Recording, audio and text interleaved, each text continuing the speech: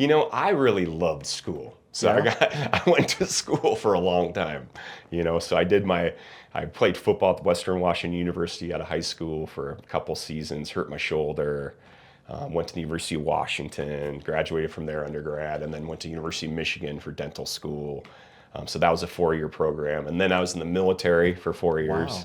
Yeah, and I was very blessed to be able to do what you call an advanced education in general dentistry. It was like a year residency program.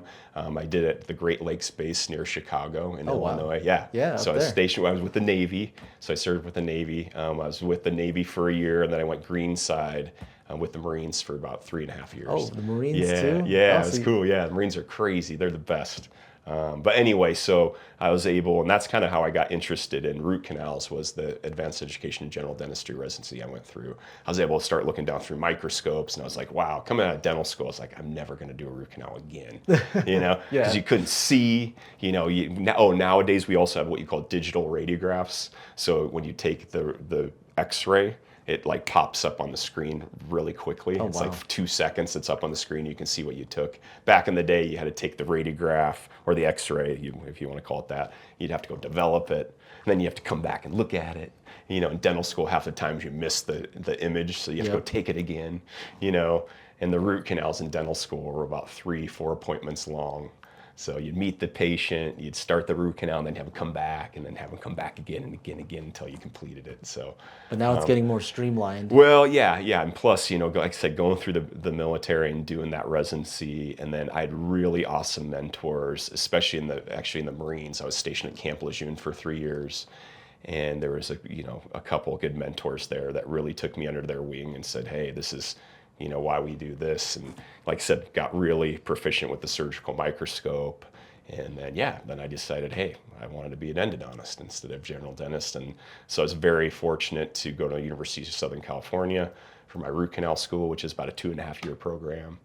It was great. I was lead resident, or head resident, whatever you want to call it. And taught the undergraduate dental schools how to do dental students how to do root canals, which is kind of cool. So I was a lead root canal instructor for a year, which is really neat. So I love educating people.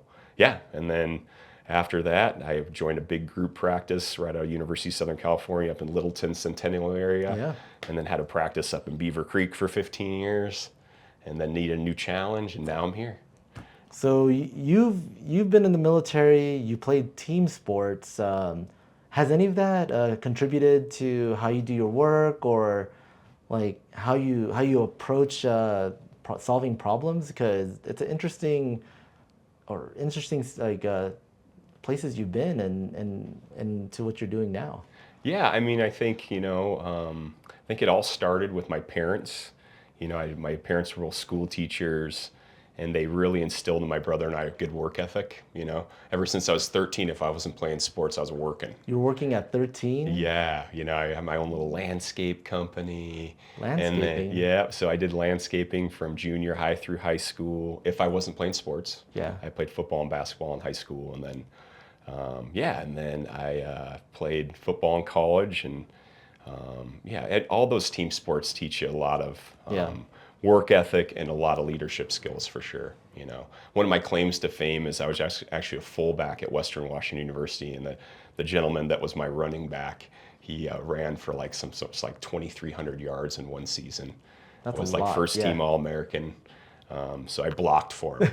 I was didn't get a lot of glory, but that was kind of neat to see. Yeah, but being a fullback, I mean, that's an important role, and Yeah. you're taking a lot of hits. Yeah, and it hurts. Yeah. Yeah, you wake up the next morning, your body doesn't feel so hot. So, yeah, I played just a couple seasons, and then I transferred to the University of Washington. It's just I couldn't do anymore. I hurt my shoulder. Yeah.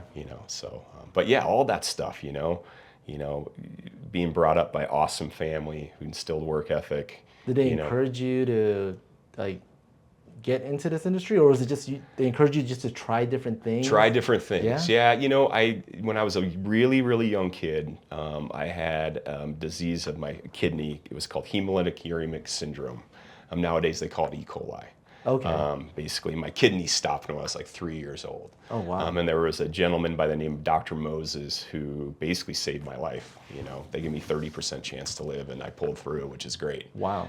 Yeah, I was like one of 5 kids that had it initially on the West Coast, and I was like, or I'm sorry, there was 5 kids on the West Coast that had it, and I was the only kid, 1 out of 5, that survived That it. survived it? Yeah, Oh which my is goodness. crazy, you Yeah. know. So when I grew up, I always wanted to go in some sort of medical field to help people. You know, Yeah. I've always wanted to help people, and that's been my big thing. And so when I was in college, I had the opportunity to work for Dr. Moses.